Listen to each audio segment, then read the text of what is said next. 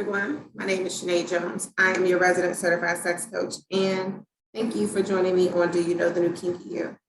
I am just hosting a quick, or I should say posting rather than hosting, a quick video to just share with you the types of resources that I have access to as I continue to grow and develop as a sexual health professional. There is a group of us, and it doesn't seem to be a very large group of us, but there are those of us in the sexual health field from different aspects of sexual health that are studying resources or studying data, examining resources, and putting the work towards trying to understand human sexuality and give us more information about who we are, perhaps understand some reasonings as to why we like, what causations may happen, what correlations may happen. There is just a lot of work that is happening. And I want to just try to give you this perspective. This was a 2-day conference, and I attended this conference, one, as part of my final piece of getting my certification from SHA, the Sexual Health Alliance, my certification as a sex educator, which means that this accredited group has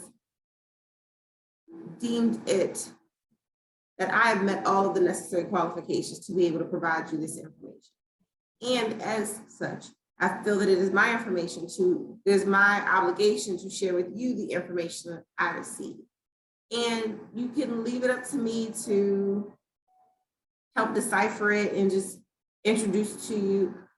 But then there is also the real possibility that I could introduce something to you that you find sparks something in you to want to find out more.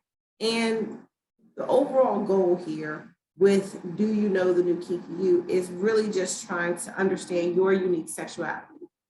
What does it mean to you to be a sexual person? It could be not being sexual in a physical way at all. It could be finding your way to develop personal, emotional, or erotic connections. It's really about asking the questions of yourself and then figuring out how to process this information so that you can know how to put things in place to move forward as you feel is most beneficial to you. So all of that to say is that these people got together to educate each other and learn from each other about all the things, well, not even all of the things, that's what's crazy about it, about some things related to human sexuality. And this particular weekend's conference was about keeping the spark alive. And you see all of these people that were on the panel were able to speak and contribute from their place as subject matter experts. And in a lot of regards, they are researchers who are asking very hard questions, and they are relying on people like me and like you to be able to provide our experiences to add to the pool of conversation about how it is that we exist as human people. So again, this was a 2-day conference. I'm not going to wrap you up too much, but this was a 2-day conference. This organization hosts various conferences. This is just one of many organizations. The certifying body, if you've seen me talk about the Mirror of Intimacy, the podcast, the governing body that the organization deals with is ASEC, which is the American Association of Sexuality Educators, Counselors, and Therapists. And I'm only holding up this book because this is a book that they've recommended. But this is an organization that says whether these other organizations meet the criteria to qualify to teach you about sexual health. There are a bunch of them. I suggest you go up and look. If sexual health and from a educational perspective, if you have an interest in being a coach, an educator, or a therapist, there are resources out here for you to be able to expand your education. Like I mentioned, I am super excited that I am continuing and actually starting what is essentially a brand new, almost brand new career path, you know, seeing as though I got my original master's degree not quite 20 years ago, 15 years ago, let's wrap it up that way. And I am starting the process again to become a master's of education in human sexuality. So we find our path based on our journey and the questions we choose to ask. And these are the questions that I chose to ask to put me here. So I'm on my journey, and I hope that you come along with me. I wanted to just note really quickly to give you some names of or some of the topics we discussed, as well as some of the people that participated. The theme of keeping the spark alive was really like in different relationship dynamics over the course of being long-term relationships, whether those relationships be monogamous, whether they have some spiritual components to it, whether they have some other type of, you know, physical components to it. What do we need to do to keep from being bored, to create that novelty in our relationships, to reignite the spark from when it is that we first met?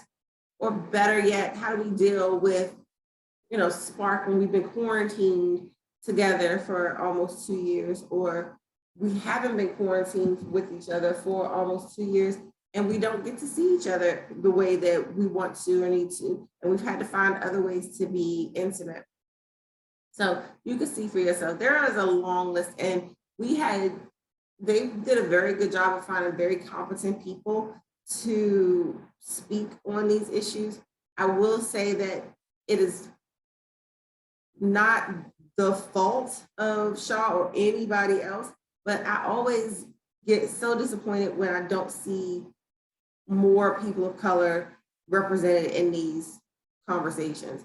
There are those of us who do and represent, and I don't think that I posted it yet, but there was a conference that I attended on February 19th that was specifically for people of color. I don't want to say exclusively, but it was definitely specifically for people of color, where the panelists were just as many in a shorter amount of time. So we didn't get as much in-depth conversation in that conference as we did in the 2-day conference, but I will share, if I haven't already, if you haven't seen it, share that information as well, because sharing is caring, knowledge is power, but only when you use it. So I wanted to go back through and give you a chance to pick up some of these names. If there are people that you think have a topic, like again, we talked about some religious issues. What does it mean to be sex positive? There was a lot of dialogue that I really enjoyed about, you know, sex positivity. And again, you've heard me talk about communication and definitions and dialogue, and making sure that when we're saying something, we're speaking the same language. So communication, dialogue, vocabulary, very, very important things to me. But I just wanted to show you that there are places out there, there are resources out there, there are people who are doing the work to answer your questions and to get you resources and perhaps help that you need, to give you permission to be curious or to ask questions or to be confused and not understand. There is a lot to sexuality, and no one of us, not me and not any of this list of people, are going to be able to single-handedly figure it all out. And so we all have to, what we're doing is finding our space and finding our voices and trying to figure out how best we can contribute to that conversation, which is exactly what it is that I'm doing here. I am going through my process to show you that it's okay to be somewhere in between, not to be somewhere in between. And I don't mean necessarily specific to gender identity or sexual orientation or anything like that. I just mean it's okay to be confused. It's okay to not have all the answers. it's okay to question. And it's okay to be figuring it out. We do it with so many other aspects of our lives. Every day we're growing and when we become a parent for the first time, we have no idea what that parent version of us is going to look like. None. We go through each of these episodes, and each kid and each situation is going to be different. So you can never say it's always exactly alike. It's not. We never know how we're going to be as a parent.